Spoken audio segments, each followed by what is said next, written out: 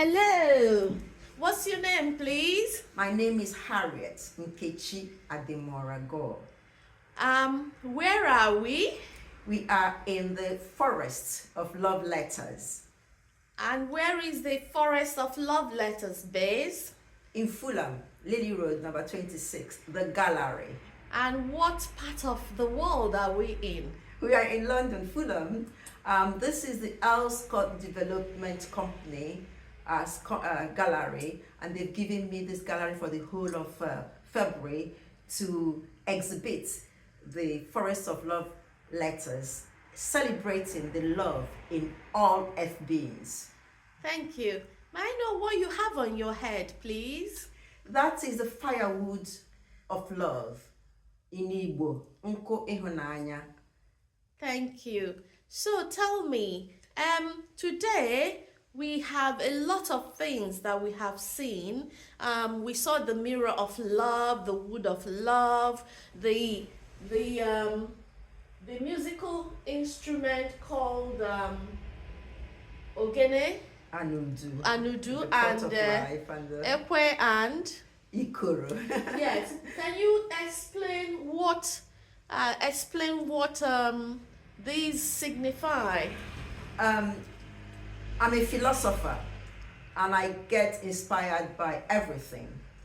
And most of my music actually celebrates instruments, the earth and love. And the pot of love started life as a musical instrument, wearing waist beads, and ended up being a pot of love, celebrating the love in all things, but especially highlighting the 4 market days of the Igbo people, Eke, Oye, Afo, Nkwo. And the ogene, the big metal gong, started life as a musical instrument, which I play myself for the dance called Atilogo, but metamorphosed into a representative of all metals in the world, because I am celebrating the earth and all its metals and all its minerals, because there's love in everything. And the Ikoro started life as an Iroku tree, which metamorphosed into a musical instrument, which the people of the Igbo area used to make announcement when something very important happens. And I'm celebrating that, and I've created music for all these aspects of my inspiration. Thank you. And in this Forest of Love letters, I also saw palm trees. I saw pregnant woman. Can you, and the umbilical cord, a placenta kind of thing. Can you explain this, please? Yes, I use what we all have in common, and we all have in common pregnancy, umbilical cord, placenta, also called after birth, and the strings, which represent the air. The pregnancy is saying that we are all pregnant, and what are you bearing? What will you deliver? And it also says that just because you don't see me does not mean I don't exist. And it's about what we bear in mind is the fetus. And some will go without being born, so they will die premature. And some will be born and become full grown, and some might not reach their potentials. So it's using what we all have in common. Then the umbilical cord, the placenta, is also what we all have in common. We all came to this earth dragging our placenta with us, because it fed us. It's like kind of the mother. It fed us while we were in the womb, and then it follows us to earth and continues to feed us by being manure that nourishes the first tree. So it is the land we brought to earth. There was no reason for anybody to be landless, because each of us brought a piece of land to earth. So the palm tree, in my culture, you put the placenta, the umbilical cord, in the ground when a child is born, and you plant uh, a palm tree. And a palm tree is one of the wealthiest trees you could have, because every part of it is wealth. You get the oil from it, you get the wine from it, you get the cleaning broom and all sorts of things, the kernel from it. So a child is giving a palm tree at birth. It's giving a story. It's more than a palm tree, it's a story to tell. And then the child grows up learning how to be a farmer, basically, and learning how to look after this tree. And the tree is like an investment. It's like opening a bank account, because that tree will yield wealth upon wealth for that child. So that's what the umbilical cord, the placenta, is saying. So, and also it's more than that, because I use the philosophy for my performance. I wear the umbilical cord. I connect every part of the world. I perform and I drag it around. So it's picking up the DNA and the substances from the land to connect all of us. And people have the opportunity to write their love letters on the umbilical cord. So when I perform in any other part of the country or world, other people can read the love letters. So that's the philosophy of the palm and the palm from. So the palm, you saw the other exhibits with the palm prints. They're all connected, because we're all very different, and we have a lot in common: pregnancy, umbilical cord, the air we breathe. But we are all very, very special, and each person drags to the world their own talent, which is their palm. So they bring their own palm tree to the world, and they plant it, which is the gift you have, and it blossoms if you feed it well. So I encourage people being themselves. So the t-shirt behind me tells you to be yourself. Just be yourself, because you came to this earth with a special gift that is just yours. So the faces you see behind has akaraka written on them, and that is palm print. So my message is always to try to be authentic, to be yourself, to be your essence. That's when you are happy and content. But if you try to copy other people, you might feel that you might see that you might be disappointed, and you're very critical of yourself most of the time. But we've spent time trying to find who we truly are and to live authenticity. Then our life is happy. Tell me, when I called you yesterday, I heard a lot of voices in this forest of love letters. People were dancing and happy. Can you tell me what happened yesterday? Yes, we were celebrating as always. Each day is different. People come in with lots of energy. You have come in today with your beautiful energy. You have assisted me to tell the story. You have kept me company. You have praised me. You have encouraged me. You have been here recording me and interviewing me and giving me the opportunity to tell my story. That is the energy you have brought to me, and it's an enrichment. You're nourishing me. Different people come with different energies. So some people will come with energy to ask questions, and the questions will erupt a dance, and I dance, and they join the dance, and we are merry. We have a conversation point, and theory and philosophy of conversation is that conversation is a meal in itself. It's an energy giving. It can give a nourishing, enriching energy, but it can also be poison depending on the energy who is there, because some conversation can really churn your intestine and make you feel bad about yourself.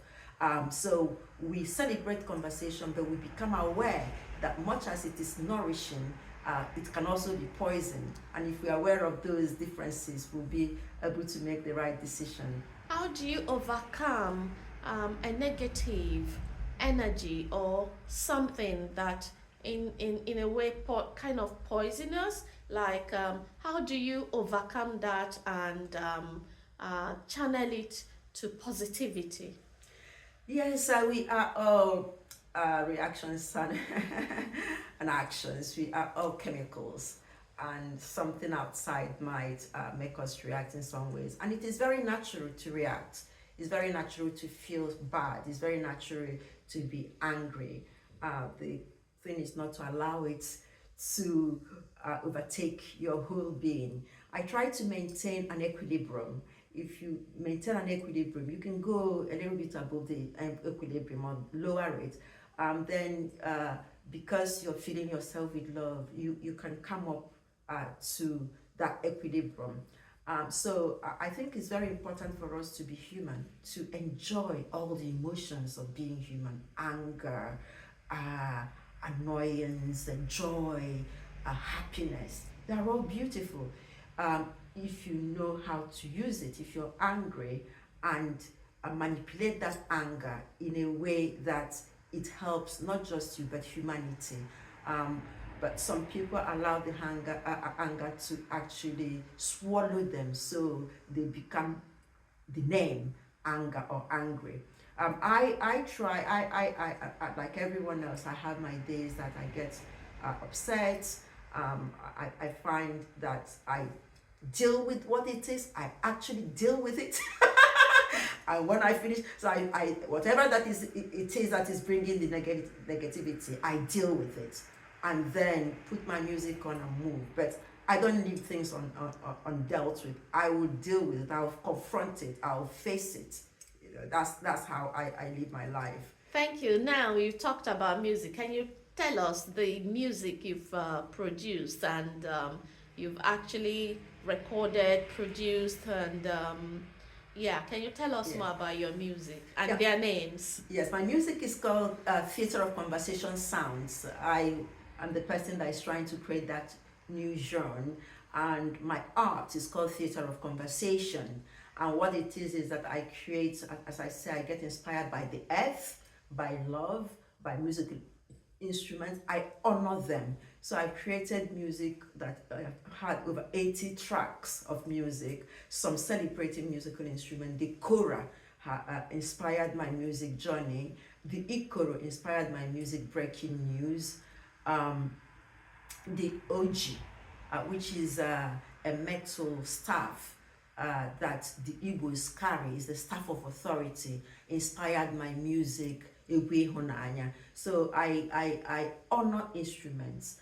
So there's so many of them. I can't begin to. And if you're interested in my music, you type in Harriet Nkechi Ademorago. I think I have the longest name of any artist. I'll come up, and I'm on Spotify, and I'm SoundCloud, I'm on Audio Mark. So I'm all over the place, and I sing about the earth. Respect the earth. Earth is love. Respect diversity and the what the land brings. I question people whether they respect the land upon which they stand.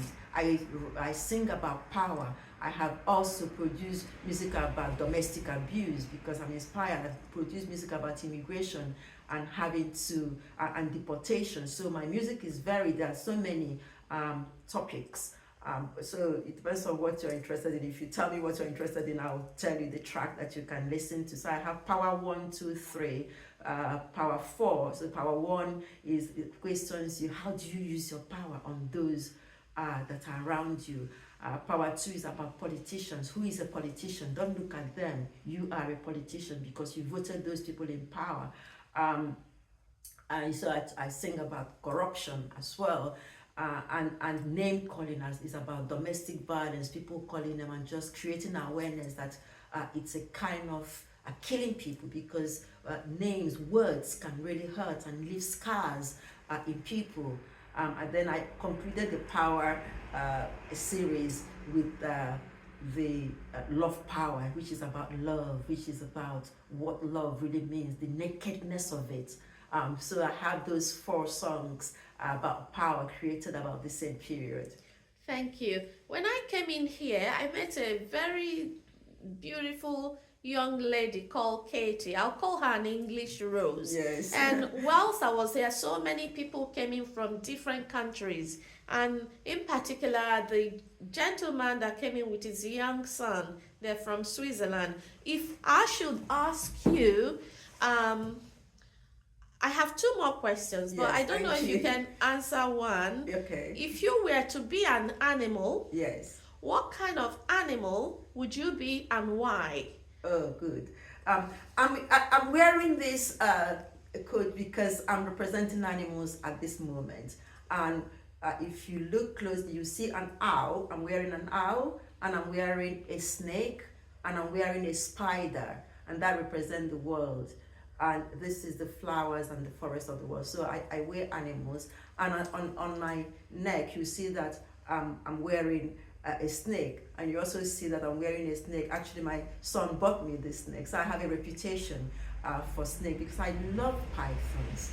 And it's partly because my culture, the Oga culture, does not kill pythons, so I have an affiliation with it. I like looking at it. I think that's so beautiful. They don't attack humans. They eat what humans don't want around. And they don't eat all the time. They're not greedy. They stay quiet, and when they want to eat, they go out and eat. So I like all animals. I am all animals. I see myself in all of them. I see myself in the owl. But I have been advocating preservation of the python because we never used to kill pythons, and then people started killing pythons. So I wear it, and I've sung about pythons.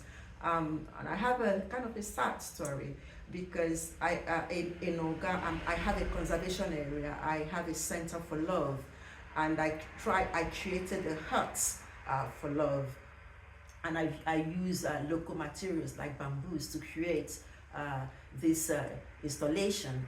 And when I decided to create the hut for love, I chose a particular spot, and during the process, a python was encountered and killed. And they didn't know they were digging. But the interesting thing is that spot I wanted to use for a love hut, and that's where the python is, and it was a pregnant python. And I cried for days, and I did a proper funeral for it, and I created a song for it because of that. But on the other hand, it's very positive because it means that my work to preserve the space for wild animals and for python, the python being there laying eggs and try using it as a sacred good place to have his baby is telling me that the work is going well because it chose that particular spot. My last question is, having seen all the people from all over the world, some of them from all over the world come here to the Forest of Love Letters, what word, 1, 2, or 3, would you leave with people all over the world? Love, love, love. It's a super energy that we haven't explored and tapped to its fullest. Love is the energy. Thank you. So you're saying we should love one another. Yes. Love is everything that will prevent conflicts. Yes. Loving ourselves, most of all, caring for ourselves, and preventing conflicts, because if we love others as we love ourselves, then no fighting, no wars. That is true. I don't actually tell people to love others as they love themselves. I say because some people don't like themselves. They don't love themselves. So if you love me as you love yourself, some people that go hug themselves and go flog themselves. I don't flog people. So I say to people to explore their inside and to bring what is the essence. Love someone the way the person will grow, will be enriched, will have smile when they think about you. Because I don't want people that hurt themselves to hurt me, because that's their own definition of loving themselves. Yeah, when I said love others the way, I think if you cannot give what you don't have, That is very true. if you love yourself, you will be able to love other people. That is true. If you don't love yourself, you will not be able to love other people. That is true. It's just that the problem is that people have different understanding of what love is. So, and that's why I'm trying to create my own the awareness of my own understanding of what love is. Some people think that flogging you is love. You know, they say the discipline of hitting you. You know, don't spare the rod and that kind of thing. And for them, that is love. You see. So because different people have different understanding, I'm quite invested in trying to push my own definition of what love is, and that is that it is energy that creates beauty, and that harmonizes, that doesn't discriminate against people by and that write love letters. The whole floor is covered with love letters. Yes, thank you. So basically, I think I understand what you're saying to be see the positives in other people. Yes. And encourage it. Absolutely. Yes. Yes. Encourage them and let them know. Yes. Thank and you share very the smile. much. Yes. The smile and eye contact are very important. Yes. I try to smile whenever I see people in the street. Some may think I'm gone. How do you say it? I understand. You don't Yes. even have to Yes. that's what they think. But Yes, but smile. I always smile Yeah. because you don't know what someone is going through. Exactly. Yes. And if people don't smile back, I also understand because it's an energy. You know, it's not an easy energy to smile.